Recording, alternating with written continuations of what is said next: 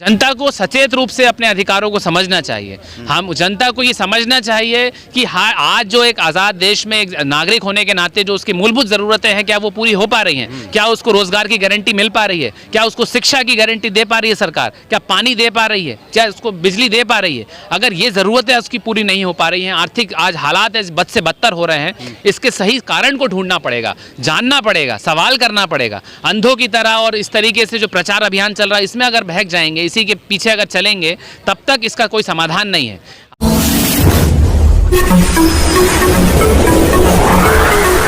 मैं एम नफीस रशीद, आप देख रहे हैं भारत न्यूज़। अभी बात मैं देख रहा था, आपको थोड़ा सा विजुअल में दिखा भी रहा हूं कि भाई किस तरह से एक प्रोटेस्ट हो रहा था उपभोक्ताओं के लिए, यानी कि देश के नागरिकों के लिए कि बिजली मौलिक अधिकार है। बिजली जैसी मूलभूत सुविधा पर सरकार की नज़र उस अंदाज में लग गई है कि इसको किसी तरीके से भी कमाई का संसाधन यानी कि कमाई का जरिया बना देना चाहिए। मेरे साथ में राहुल नाम है आपका। जानना चाहता हूं कि आप प्रोटेस्ट कर रहे थे, कहाँ लग रहा है आपको कि भाई ये मूलभूत सुविधाएं उपभोक्ताओं से छीनी जा रही हैं? सर, अभी जैसा कि आप जानते होंगे, मोदी सरकार ने पिछले साल ही एक नया विधेयक लाया है जो कि बिजली संशोधन विधेयक 2021 के नाम से कहा जा रहा है। अभी 2021 हो गया ये साल। बात है कि इसमें साफ तौर पे बहुत सारे बदलाव किए गए हैं। हम ये मानते हैं कि शुरुआत से ही ये जो हम बिजली जैसी चीज़ को बोलते हैं, बिजली एक सेवा क्षेत्र है। संवैधानिक रूप से ये हम जानते हैं और सरकार भी इस चीज़ को मानती है कि बिजली मुनाफे का क्षेत्र नहीं है, बिजली एक सेवा प्रदान करने के जरिया है। आज़ादी के बाद 1947 के बाद ही ये जो संवैधानिक रूप से इसको मान्यता दे दी गई थी। लेकिन 2003 में जब वाजपेयी सरकार थी केंद्र में, उन्होंने ये शुरुआत की थी इसकी, और उन्होंने इस सेवा क्षेत्र को बिजली का सेवा क्षेत्र से निकाल के इसको एक कमर्शियल क्षेत्र में ले आए थे। और आज उसके पहले से ये चल रहा है, लेकिन अभी जो सरकार ने लाए इसको और भी ज़्यादा, इसमें जो समस्याएं हैं, इसमें जो और मुनाफे को जो सुनिश्चित करने की बात है, ये और पुख्ते रूप में सरकार लेके आई है। इसके अलावा बहुत सारे ऐसे बदलाव हैं जिसमें कि आज अगर एक आम जनता को कुछ सुविधाएं मिलती थी, कुछ दूर तक इसी क्षेत्र में अगर कुछ रियायतें मिल जाती थी, वो भी आप बिजली के अधिकार क्षेत्र से बाहर हो जाएंगे। क्या क्या नुकसान हो सकता है जनता को? देखिए, पहली बात तो यह है कि अभी सरकार ने कहा है कि बिजली का जो वितरण है, जो उत्पादन है और जो उसका पूरा रखरखाव है, इसको आप पूरी तरीके से जो है निजी मालिक इसको कंट्रोल करेगा, और उसके तहत भी ये अपने अलग अलग फ्रेंचाइजीज को दे सकता है। मतलब क्षेत्र के अनुरूप, अलग अलग इलाके के अनुरूप अलग अलग फ्रेंचाइजी ये इससे ले सकते हैं। इस डिस्ट्रीब्यूशन के प्रणाली को हो सकता है आपका मतलब बिल कलेक्शन का प्रक्रिया है, इसको भी वो फ्रेंचाइज कर सकते हैं। और हर एक जितने भी आपके सेक्शन बनेंगे, तमाम जो वो हैं सेक्शन हैं, जो अलग अलग जो उसके जितने भी पार्ट होंगे, जितना भी वो आउटसोर्स होगा, जितनी तरीके से हर एक आउटसोर्सेस फील्ड को एक मुनाफा कमाने का गारंटी उन्होंने किया है कि आप 16% एग्जैक्ट मुनाफा कमा सकते हैं। मिनिमम आप उतना रख सकते हैं, उससे ज़्यादा आप नहीं जाएंगे। लेकिन ये अगर आप देखिए कि इतने जितने फ्रेंचाइजी होंगे या जितने भी आउटसोर्सेज हैंड होंगे, हर एक तबका अगर अपना 16% उसमें मुनाफा ऐड करके बिजली को देगा, तो आज एक जो आम कंज्यूमर के एंड पे जब वो उसको मिलेगा तो उसका बिल कहाँ पहुँच जाएगा? एक 100 रुपये का बिल आप 5,000 10,000 रुपये बिल तक पहुँच जाने की पूरे जो रास्ता है उसको पूरा सुनिश्चित कर रहे हैं। पहली बात ये।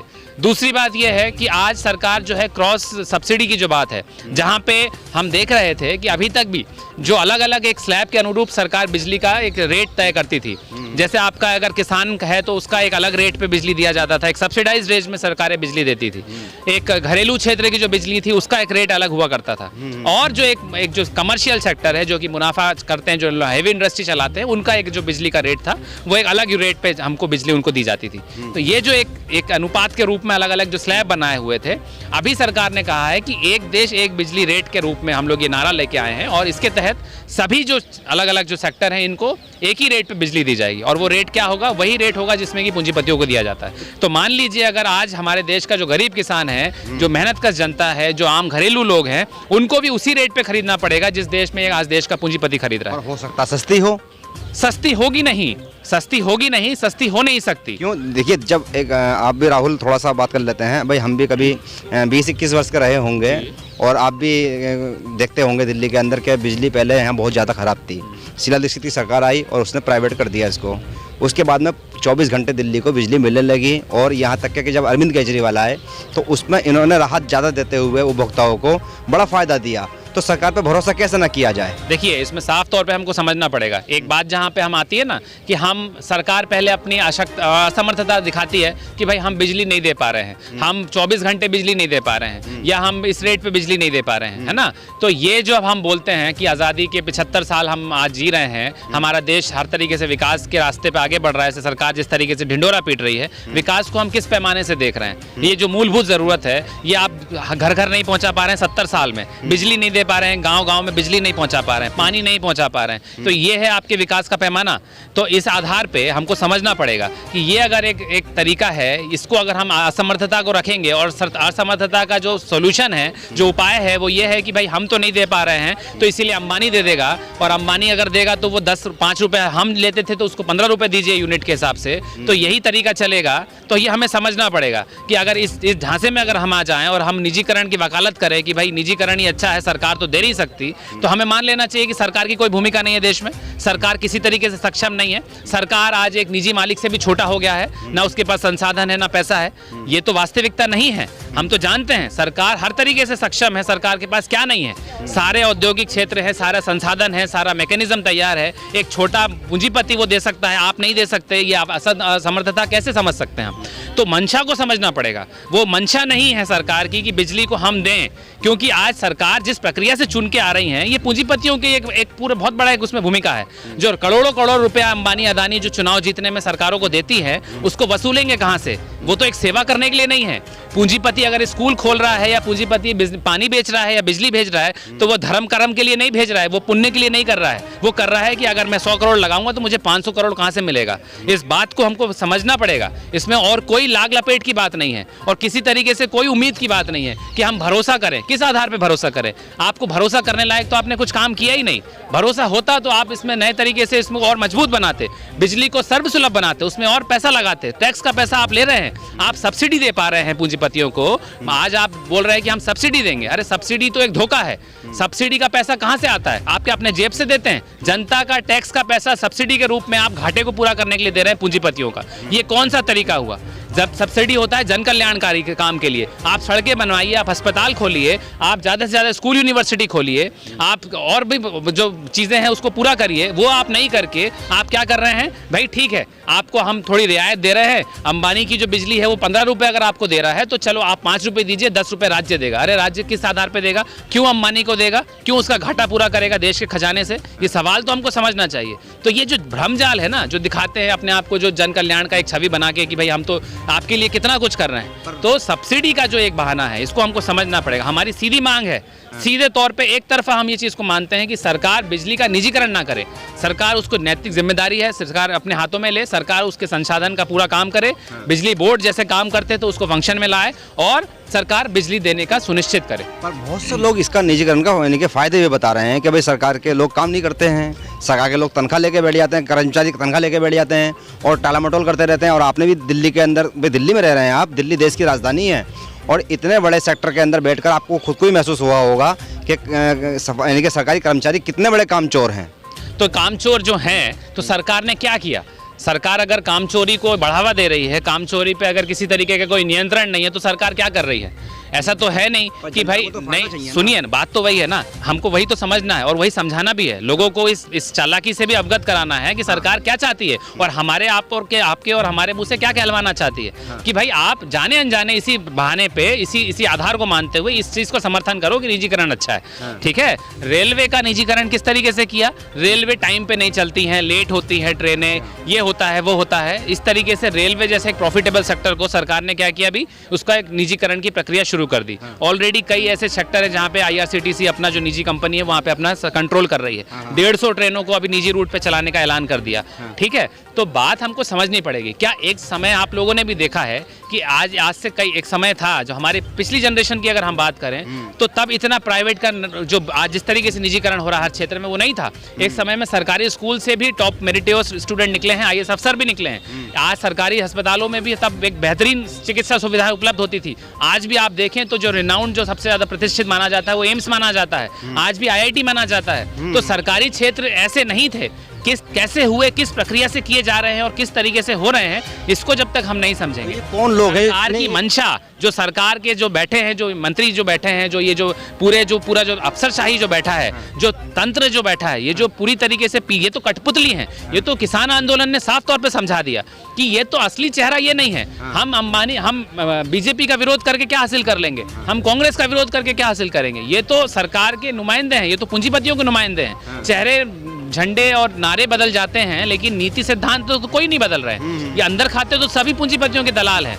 तो बात है, कर्मचारी हैं वो चोर नहीं हैं, वो काम कर रहे हैं। कर सकते हो, आपके पास सब तरीके की व्यवस्था है, आप सुपरविजन बढ़ाओ, आप उस पे उस तरीके के एक्शन लो। प्राइवेट अगर कर सकता है, क्या अलग कर रहा है प्राइवेट? क्या ऐसा नहीं है? क्या नहीं होता? आप उस चीज़ को बढ़ावा दे रहे हो, आप जानबूझ के चीज़ों को लचर बना रहे हो, कमज़ोर बना रहे हो, सिस्टम को उतना पंगु बना रहे हो, और आप बोल रहे हो कि भाई ये तो ऐसा काम करता है। कैसे करता है? जनता में ये संदेश क्यों नहीं जा पा रहा? जनता पे संदेश कैसे जाएगा? जनता को तो समझना पड़ेगा, जनता को तो जागरूक करने का काम है।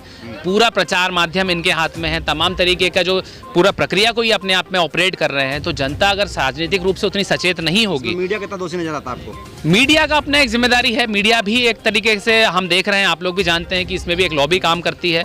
कैसे मीडिया आज पूरी तरीके से एक पेड मीडिया बन गया है, आज किस तरीके से दलाल मीडिया बन गया है, उसका भी एक चेहरा हमारे सामने उजागर हुआ है। यही किसानों को मीडिया ने अलग अलग नाम से संबोधित किया, इसी मीडिया ने किस तरीके से हर एक आंदोलन को भी बदनाम करने का काम कर रही है। लेकिन हाँ, उसमें भी जो एक नैतिक पत्रकारिता है जिसके अंदर बची हुई है, उन लोग कोशिश कर रहे हैं आज भी सच्चाई को लाने का, लेकिन उसके ऊपर भी बहुत तरीके से शिकंजे कसती है सरकार, दबाने का प्रयास करती है। ये तमाम चीज़ें चल रही हैं। एक लोकतांत्रिक देश में भी हम कह रहे हैं अपने आप को एक लोकतांत्रिक देश, लेकिन अगर हम अपने ज़मीर से पूछेंगे, अगर हम अपने आप को एक महसूस करेंगे कि असल मायने में क्या हम लोकतंत्र में जी रहे हैं, क्या हमारे पास उस तरीके से विरोध को रखने का, अपनी बात को रखने का पूरा हमको आज़ादी दिया जा रहा है कि सरकार उस तरीके से उसको नियंत्रित कर रही है, जहाँ खतरा बढ़ता हुआ देख रही है उसको उस तरीके से शिकंजे को कस रही है। तो ये हमको भी समझना पड़ेगा। और लेकिन बात यही है, देखिए, राजनीतिक रूप से, आर्थिक रूप से जब तक लोगों को सचेत राजनीति को सब तक समझेंगे नहीं, जब तक हर एक पहलुओं पे बारीकी से चर्चा नहीं होगी, तब तक इस भ्रम जाल से निकलना इतना आसान भी नहीं है। राहुल, फिर भी थोड़ा सा किसान आंदोलन से क्या उम्मीदें जागी हैं कि भाई आंदोलन और होने चाहिए? बेशक ये बहुत बड़ा एक जीत है। हर एक तरीके से आंदोलन की जीत हमेशा युगों युगों में, आप देखिएगा, इतिहास गवाह रहा है। जब आज़ादी आंदोलन हुआ था, एक समय में ये कहते थे कि अंग्रेजों का सूरज कभी अस्त नहीं होता। 150 साल उन्होंने राज किया। अगर एक देश में राज खत्म, अंधेरा हो रहा है या राज खत्म हो रहा है, तो दूसरे देश में उनका राज चल रहा है। तो इस तरीके का जो एक तानाशाह, इतने ताकतवर राज को भी हमारे देश में आज़ादी आंदोलन की लड़ाई को लड़ते हुए हम लोगों ने हासिल किया। इतिहास है, इतिहास में हर एक समय में हिटलर हो उसको भी जाना पड़ा है। हर तरीके की जो तानाशाह सरकारें हैं, जनता ने एकजुट आंदोलन ने ही उसको उखाड़ फेंका है। तो इसीलिए संसदीय राजनीति या फिर हम कहें कि मतलब किसी तरीके का और भी प्रक्रिया, ये कोई विकल्प नहीं है। जब तक एकजुट जनता का आंदोलन, संघर्ष का मैदान में हम लोग नहीं उतरेंगे, तब तक किसी तरीके की कोई सुनवाई नहीं होगी। जनता, मेरा आखिरी सवाल आपसे है, जनता को क्या करना चाहिए अब मौजूदा वक्त में? जनता को सचेत रूप से अपने अधिकारों को समझना चाहिए। हम जनता को ये समझना चाहिए कि आज जो एक आज़ाद देश में एक नागरिक होने के नाते जो उसकी मूलभूत ज़रूरतें हैं, क्या वो पूरी हो पा रही हैं? क्या उसको रोज़गार की गारंटी मिल पा रही है? क्या उसको शिक्षा की गारंटी दे पा रही है सरकार? क्या पानी दे पा रही है? क्या उसको बिजली दे पा रही है? अगर ये ज़रूरतें उसकी पूरी नहीं हो पा रही हैं, आर्थिक आज हालात बद से बदतर हो रहे हैं, इसके सही कारण को ढूंढना पड़ेगा, जानना पड़ेगा, सवाल करना पड़ेगा। अंधों की तरह और इस तरीके से जो प्रचार अभियान चल रहा है, इसमें अगर बहक जाएंगे, इसी के पीछे अगर चलेंगे, तब तक इसका कोई समाधान नहीं है। अपने एक अधिकार को हासिल करने के लिए लड़ाई एकमात्र सहारा है, एकजुट तरीके से। मौत तो आनी ही है, आज नहीं तो कल हर इंसान मरेगा, लेकिन हमको देखना है कि हमको इज्जत की ज़िंदगी जीनी है, और इज्जत के साथ जीने का जो रास्ता है वो यही है कि हर तरीके के अन्याय, शोषण के खिलाफ में अगर आप आवाज़ उठा पा रहे हैं, सही मायने में इंसान कहलाने का अधिकार हम तभी हासिल करते हैं कि गलत को हम नहीं सहन कर रहे हैं। अन्याय के खिलाफ में हम जितनी भी ताकत क्यों ना हो, हम बोल रहे हैं, हम प्रतिवाद अपना दर्ज करा रहे हैं, इसको हमको उठाना चाहिए। कुल मिलाकर दरअसल में जिस तरह से मौलिक सुविधाओं की बात हो रही है और लगातार ये बात चल रही है कि भाई जनता ही अगर जागरूक नहीं होगी और जनता को ये महसूस नहीं होगा कि उसकी जो मौलिक सुविधाएं वो छीनी जा रही हैं, और दिन पर दिन चाहे बिजली हो या पानी हो, वो महंगा होता जा रहा है और निजीकरण हो रहा है। इसका एक बहुत बड़ा सवाल है कि निजीकरण को किस तरह से रोका जाए। मैं एम नफीस रशीद, आप देख रहे थे भारत न्यूज।